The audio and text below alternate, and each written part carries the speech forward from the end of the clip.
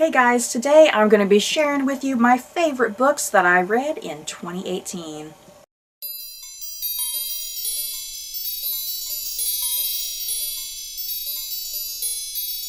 So, 2018 was a very exciting year of reading. I had some highs, some lows, but more than anything, I actually had a lot of books that I rated 5 stars.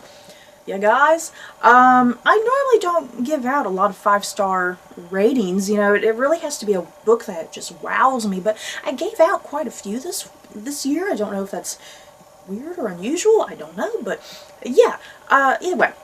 Lots of great books this year, and as always, the way I do this particular video, I'm going to share with you guys my favorite books that were literally published in 2018, and then I'm going to share with you my favorite books that were published prior to 2018, so books that are essentially new to me.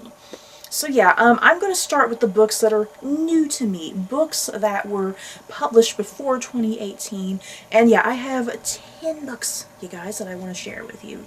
At number 10, I have the Heroes of Olympus series by Rick Riordan, and this consisted of 5 books, and this is a middle grade fantasy set in, you know, the modern era, and set in the world of Percy Jackson. If you guys are familiar with Percy Jackson, that was kind of a loosely based retelling of Greek mythology, and yeah, the Heroes of Olympus, taking place in the world of Percy Jackson and following some brand new characters, but also crossing over some familiar characters from the world of Percy Jackson.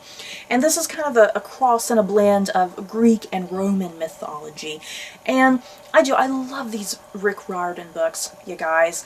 He has such a way with telling mythology. He makes mythology fun and easy to understand, because mythology is oftentimes very complex and complicated, and yeah, there's incest all over the place, and yeah, Rick Riordan just really kind of makes light and fun of some of those really more complex and dark elements of Greek and Roman mythology. And yeah, these five books were just thrilling and exciting from start to finish. Just highs and lows, and characters that you came to love and characters that you came to hate. And yeah, all of these characters, especially all the new ones, they're just instantly lovable. Yeah, lots of moments that are tear-jerkers, really pull at the heartstrings. But yeah, a really fantastic series, especially if you love the Percy Jackson series. I definitely recommend you pick up the Heroes of Olympus. You will not be disappointed. At number 9, Under the Dome by Stephen King. And you guys, believe it or not, this is my first foray into Stephen King. And I had to choose this big giant book, you guys. This thing's over 1,000 freaking pages. But yeah, Under the Dome, if you don't know what Under the Dome is about, it is about this small town. They wake up one day, and out of just nowhere is this clear, transparent dome over their entire freaking town. Yeah, guys. What is it? What is this dome? How did it get there? Who put it there? Is it aliens? Is it the government? What is it? All sorts of questions swirling, so many theories.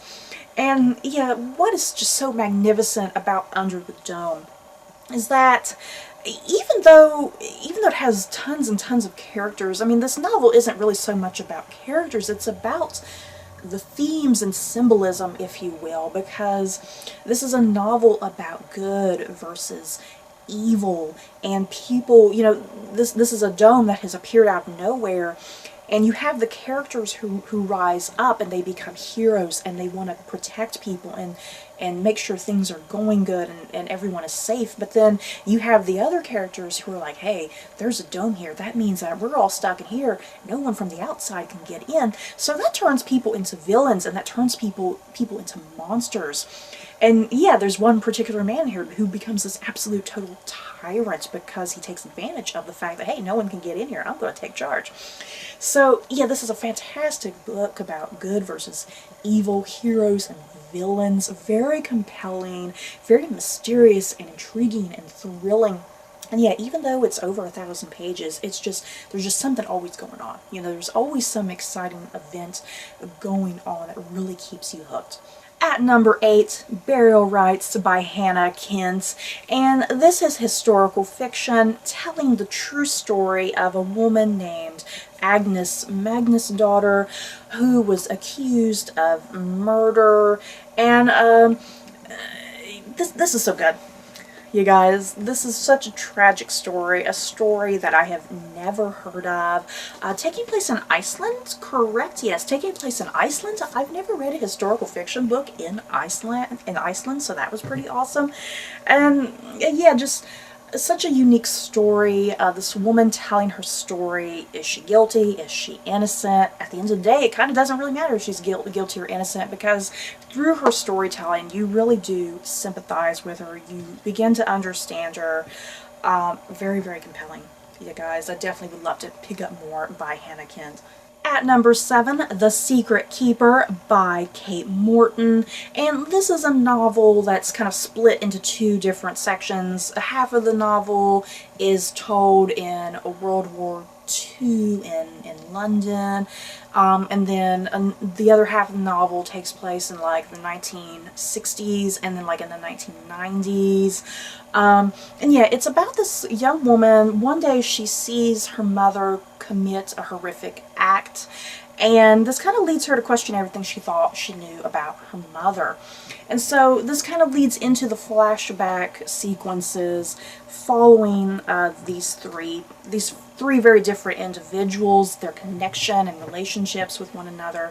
And yeah, you start to unravel these mysteries and secrets and whatnot. And this is just such a compelling story of war-torn England, you guys, war-torn London. At the height of the Blitz, which is really just horrific, you guys. There's some truly horrific chapters in here describing the Blitz, and yeah, people in places where it's getting bombed and kind of witnessing the aftermath of some of the bombing. And yeah, I mean, this is like this weird combination of like historical fiction, but then there's kind of this mystery element, and there is some really fantastic twists and turns to this narrative. You guys. I initially started this novel feeling very confused and kind of wondering what the hell is going on, but yeah, Kate Morton, just the way she writes this novel, I think you're hooked. You know, I think you're hooked, you're engaged, and every little fine detail makes sense by the very end of this book, and I think it takes a true author to really craft such a tale that's that intricate. At number 6, The Lifeboat by Charlotte Rogan. Ooh, you guys, this book is kind of awesome. This takes place in 1914.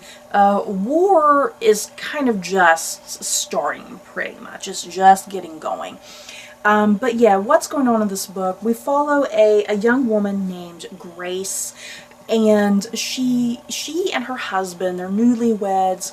They're on this luxury ocean liner called the Empress Alexandra, but something happens. The ship sinks, and guess what? We're never given a reason about what causes this ship to sink. You kind of got to theorize how this ship might have sunk.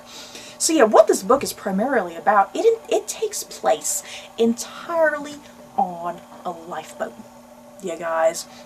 That's it. It is all on a lifeboat, and you essentially kind of just get flashbacks. You get flashbacks to what happened to Grace while she was on the ship, and yeah, there's like a framing device going on because she is in prison. You find out that she's been in prison, she's on trial for something, and yeah, you're trying to unravel, well, what happened on this lifeboat that she's imprisoned right now? Why is she being put on trial? So yeah, this is a very compelling mystery about what happens on this lifeboat with this group of survivors, and Grace kind of being in the midst of all of this.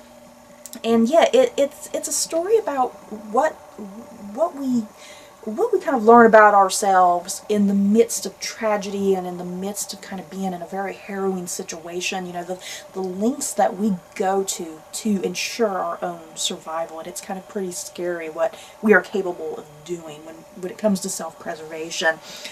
So yeah, very, very compelling story, you guys. And yeah, the fact that it's all on the lifeboat, you know, it's all on a lifeboat, but it's very, very engaging, I think.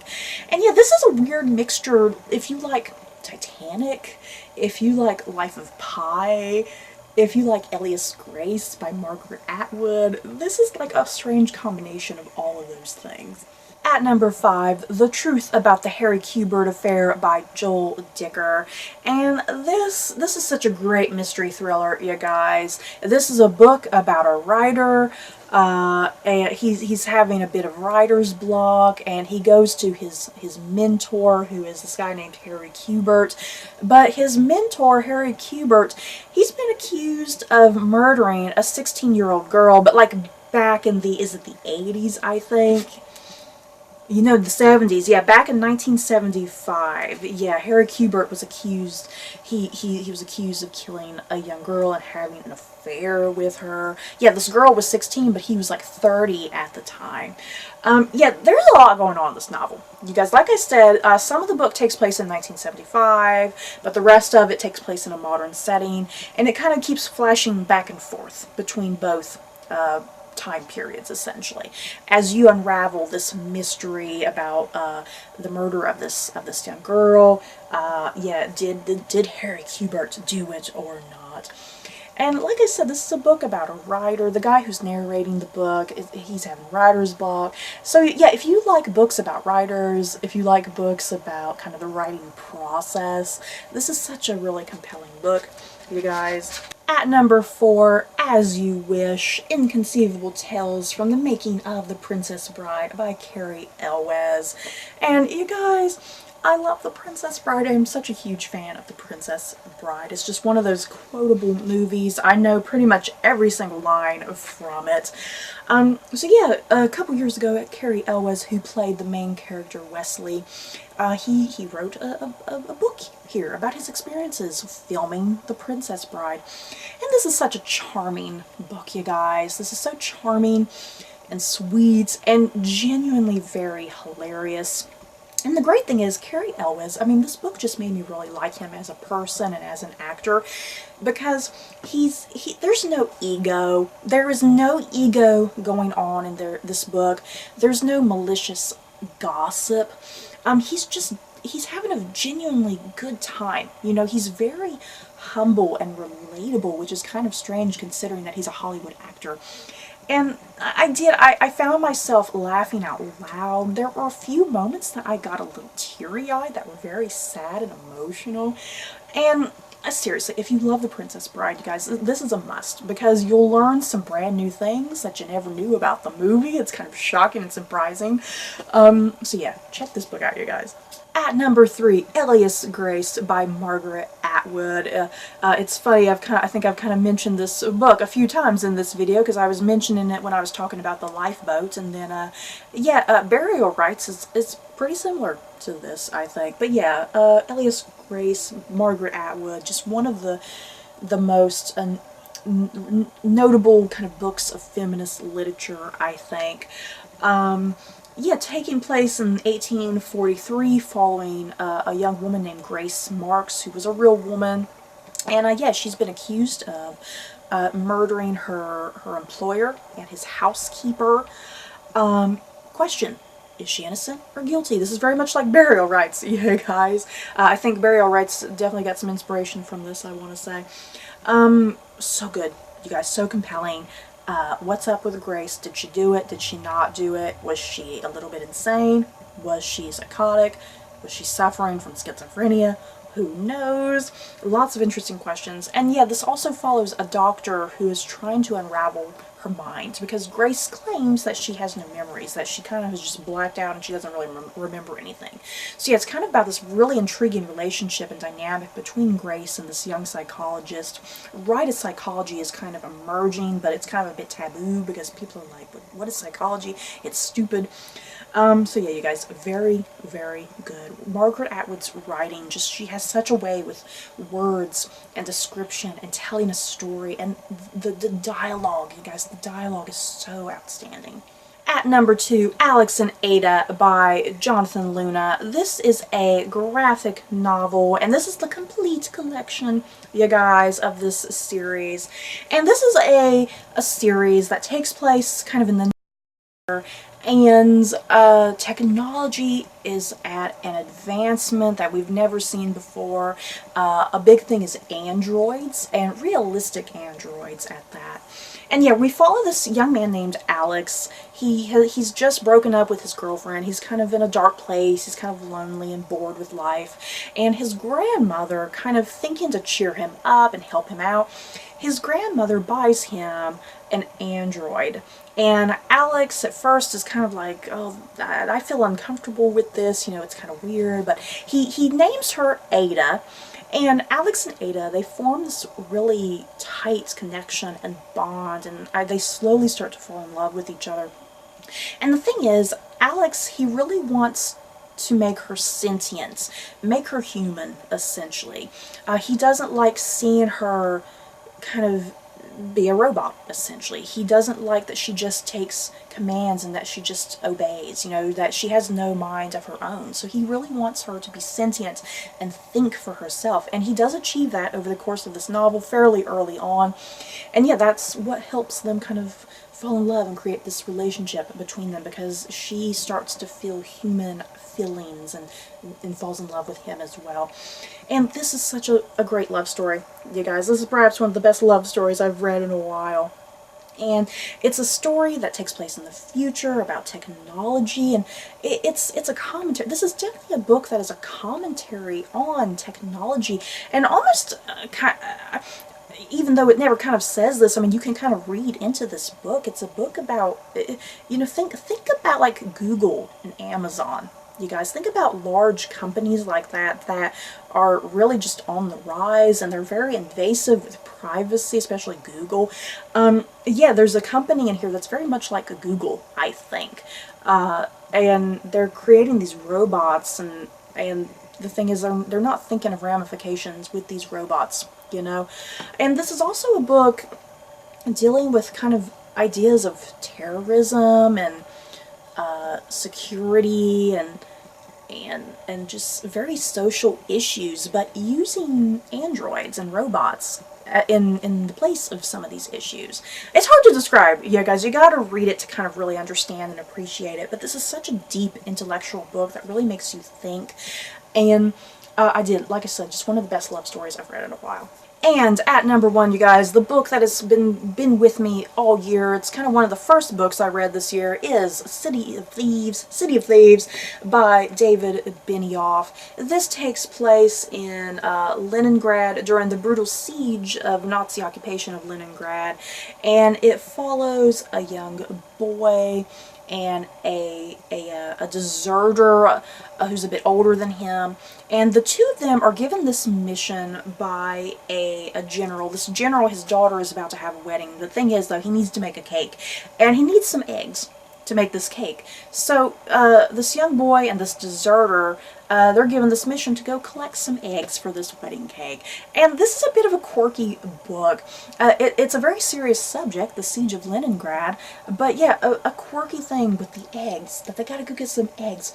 And these two characters form such an interesting relationship and bond over the course of this novel. It's heartwarming. It's a coming-of-age story. There's tragedy and humor, and it's very quirky, like I keep saying, and I love this book. It's literally stuck with me all year long. I can't get enough of it. I always kind of just sit and think about it. I want to read it again. Okay, so that was that list of 10 books. Now I'm going to go to the books that were published literally in 2018. I only have 5 books that I'm going to share with you guys. I did read more than 5 books published in 2018, but yeah, not all of them were great. You know, there were definitely some disappointments in there. But yeah, these are the 5 in particular that stood out for me. At number 5 is Cersei by Madeline Miller, and this is a retelling of the Greek story of Cersei, who was a witch or a sorceress, primarily known to us from the Odyssey by Homer. You know, that character of Odysseus and his time with Cersei, and yes, Cersei turning his men into a bunch of pigs. Yeah, I do. I love the Odyssey, and that chunk with Cersei is one of my favorites. And yeah, this is a book told entirely from her point of view, starting with her as a child and how she gets stuck on her island and kind of her loneliness on that island, and how Odysseus comes into her life, and then the aftermath of all of that. And I love Greek mythology retellings. They're just so fun, and I really like seeing an author, kind of their spin and their take on that. And Madeline Miller did a really fantastic job, I think.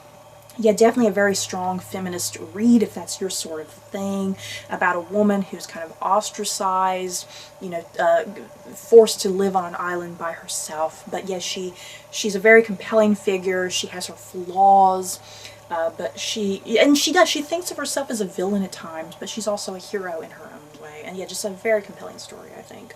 At number 4, I Was Anastacia by Ariel Lawhon, and I love this book, you guys. This was so good.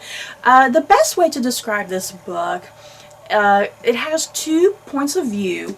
And even when I did my book review for this book, you guys, this is how I had to describe it.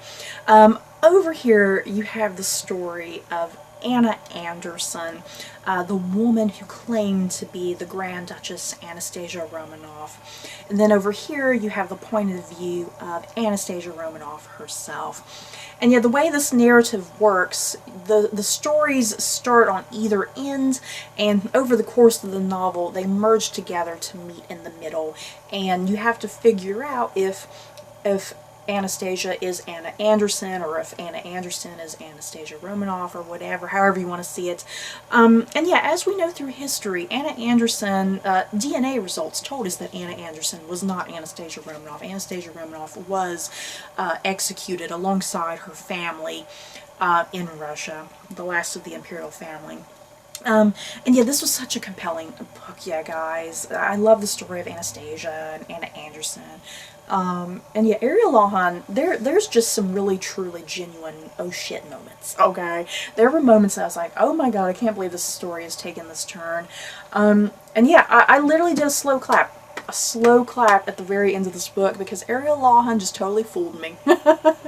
At number 3, The Romanov Empress by C.W. Gortner, and this takes place in like the mid-1800s in Imperial Russia, following Maria Feodorovna, if I'm pronouncing that correctly. Maria Feodorovna was the mother of Tsar Nicholas II, who was the last Tsar of Imperial Russia. And yeah, I've read so much Romanov fiction, but yeah, all mostly about like Tsar Nicholas and his children, or Rasputin, or something like that, you know.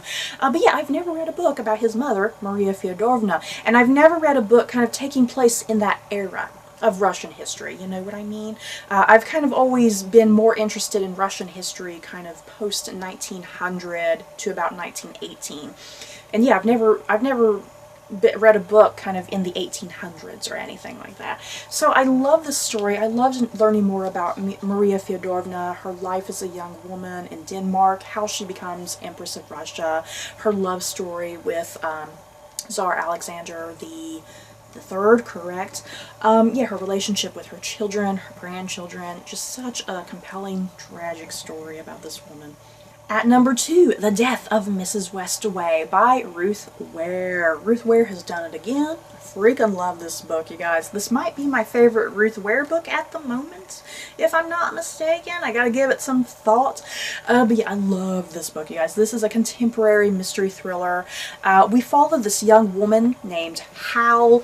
One day she gets this mysterious letter saying that she has received an inheritance from her grandmother. The thing is, though, her grandmother has been dead for some time, so she doesn't understand what this letter is. So immediately she thinks this is a mistake, but Hal has been going through some hard times in her life. She's in severe debt, some loan sharks are after her, so she takes this opportunity, even though she knows it's wrong, she takes this opportunity to commit some fraud, essentially, and she travels to go to receive this inheritance. But yeah, there's a lot going on. All the family members are kind of here for the inheritance as well. No one quite knows who she is, but they all assume that she is part of the family, and she kind of fools them. So yeah, this is a very complex mystery thriller, you guys. There's a lot going on. There's a lot of twists and turns. The ending just really got to me. I was like, yes, this is great. Yeah, fantastic, you guys. I was entertained from start to finish. I was compelled from start to finish. I was questioning. The good thing is I never figured out the ending, you know. I never really quite grasped what the ending and the twist would be. It's like I kind of had a little bit of an idea, but I was never totally correct with my guess or my assumptions. So yeah, this was really fantastic. I need more Ruth Ware. I'm definitely picking up everything this lady writes.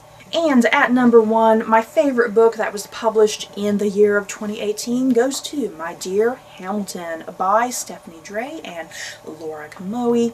And this is historical fiction taking place during the American Revolution, following the wife of Alexander Hamilton, Eliza Schuyler Hamilton. And I say this all the time, you guys. I'm a bad American. I don't know much about my own damn American history because I've always just been more compelled with European history for some reason. I just love monarchies. So yeah, this was just such a great book because I felt like I learned a lot. I not only did I learn a bit more about Alexander Hamilton himself, but I learned a lot about his wife, Eliza Schuyler Hamilton. She was just such a fascinating, compelling woman. Yeah, what this novel sets out to do is to say that she's not just the wife of the famous Alexander Hamilton. She was a woman with a voice and opinions of her own, and if anything, she actually worked as a partner and was an equal with her husband. So yeah, I love this story. Stephanie Dray and Laura Kamoe, they have yet to write a bad book. I plan on picking up everything they write. They just have such a unique voice and perspective of how they tell these stories with these women during the American Revolutionary War. So yeah, definitely one of my favorite books this year. So that's it, you guys. A very long video. I hope you made it through. In the comments below, what were your favorite books published last year in 2018? I'm very curious. Maybe I should go check them out. And have you read any of these books, or are you interested in any of them? Just let me know your thoughts down below. So don't forget to like, comment, and subscribe. And if you like this video, you may like these other videos. Bye, guys.